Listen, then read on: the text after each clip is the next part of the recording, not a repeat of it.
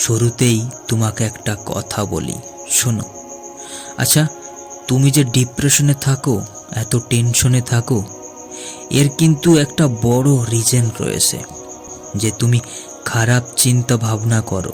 না, তুমি যেটা ভাবছো আমি সেই খারাপের কথা বলছি না। আমি বলছি যে তুমি তোমার অতীত নিয়ে কেন এত চিন্তা করছো, তুমি এত কেন ভবিষ্যৎ নিয়ে চিন্তা করছো। দেখো, যেটা হবে সেটা কিন্তু হবেই, তুমি কোনোভাবেই কিন্তু তাকে আটকাতে পারবে না। তাহলে এত টেনশন করে কি হবে? হোক না, যেটা হচ্ছে হতে দাও। মনে রেখো, তোমার এই সময়টা খারাপ, জীবনটা নয়। আমি জানি না তুমি এত কেন চিন্তা করো, তবে এটা আমি জানি যে তোমার এই দুঃখের দিনটা পরিবর্তন হয়ে যাবে, সুখের দিনটা অবশ্যই আসবে। তাই এত খারাপ চিন্তা করো না, এত দুশ্চিন্তা করো না, এত মানসিকভাবে ভেঙে পড়ো না। মনে রেখো, তোমার এই খারাপ চিন্তা করে কিন্তু কোনো লাভ হবে না, আরও বড় অনেক ক্ষতি হবে। তার কারণ অতিরিক্ত চিন্তা করলে মানসিকভাবে ক্ষতিগ্রস্ত হয়ে পড়তে হবে।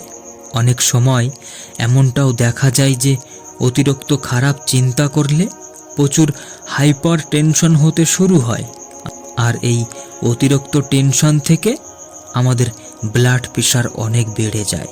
তখন ব্রেন স্ট্রোক, হার্ট অ্যাটাকের মতো বড় বড় সমস্যা, বড় বড় রোগে আমাদের মৃত্যুবরণ করতে হয়। তাই তোমাকে একটা অনুরোধ করব, ছোট্ট জীবনটাকে উপলব্ধি করো। তুমি একটু সময় বের করে একা একা ঠান্ডা মস্তিষ্কে ভেবে দেখো যে এত টেনশন করে কি আদৌ কোনো লাভ হবে? এর উত্তরটা যদি হ্যাঁ হয় তবে টেনশন করো, আর যদি না হয় তবে কখনোই আর টেনশন করো না। আমি জানি এর উত্তরটা হবে না, তার কারণ তুমিও জানো ভালো করেই যে এত টেনশন করে কোনো কিছুই পরিবর্তন করা যায় না, কোনো লাভই হয় না, বরং আজকের দিনটাকে নষ্ট করা হয়। তাই আজকের দিনটাকে নষ্ট না করে, টেনশন না করে নিজের কর্মে লেগে পড়ো। দেখবে তুমি একদিন সফলতা পাবে, আর এই সফলতা মাধ্যমেই জীবনের সব খারাপ অভ্যাসগুলো পরিবর্তন হয়ে যাবে। মনে রেখো, আমাদের জীবনে ভালো সময় আসবে, আবার কখনো খারাপ সময়ও আসবে। তার কারণ জীবন মানেই তো সংগ্রাম। জীবন যতদিন আছে সমস্যা ততদিন থাকবে। তবে হ্যাঁ, সেটা হয়তো একটু কম আর হয়তো একটু বেশি, তবে সমস্যা থাকবেই। তার কারণ সমস্যাহীন জীবন কখনো কারো হয়নি, আর না কোনোদিন কারো হবে। সমস্যা থাকে না তো শুধু মৃত মানুষের জীবনে। মনে রেখো, যতদিন পর্যন্ত তোমার সমস্যা থাকবে ততদিন পর্যন্ত তুমি জীবিত থাকবে, আর যখন তোমার জীবনে কোনো সমস্যা থাকবে না সেই দিন থেকে তুমি মৃত্যু বলে ঘোষণা হবে। তার কারণ জীবন মানেই সমস্যা, জীবন মানেই দুশ্চিন্তা, জীবন মানেই হতাশা, টেনশন। তাই জীবন নিয়ে এত আক্ষেপ করা যাবে না। তোমার জীবনে যেটা আছে সেটা নিয়েই খুশি থাকার চেষ্টা করো। তার কারণ জীবন নিয়ে এত বেশি আক্ষেপ করে কোনো লাভ নেই।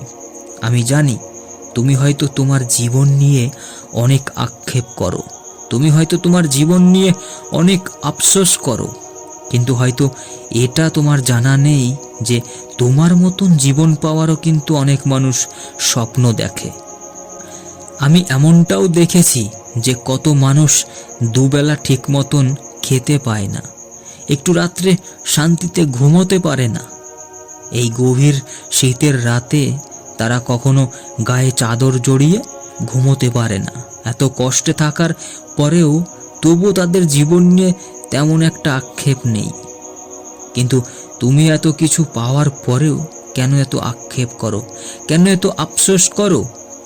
আমি বুঝি না কেন তুমি এত কষ্ট পাও, কেন তুমি নিজের জীবন নিয়ে এত দুঃখ করো, কেন তোমার জীবন নিয়ে তুমি সন্তুষ্ট নয়, খুশি নয়।